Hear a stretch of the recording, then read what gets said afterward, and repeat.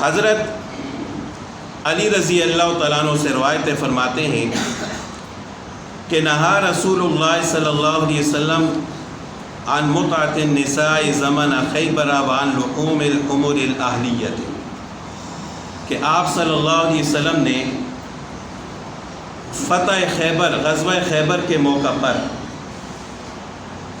دو چیزوں سے آپ صلی اللہ علیہ وسلم نے منع فرمایا، ایک عورتوں کے ساتھ متع کرنے سے اور ایک گھریلو گدے کا گوشت کھانے سے۔ ان دونوں چیزوں سے آپ صلی اللہ علیہ وسلم نے منع فرمایا ہے۔ حضرت علی رضی اللہ تعالیٰ عنہ فرماتے ہیں تو گدے کا گوشت کھانا تو کسی صورت بھی جائز نہیں ہے، اس سے آپ صلی اللہ علیہ وسلم نے کئی احادیث میں منع فرمایا۔ یہاں تو صرف ایک حدیث ہے، لیکن اور بھی بہت ساری ایسی احادیث ہیں جن میں آپ صلی اللہ علیہ وسلم نے خچر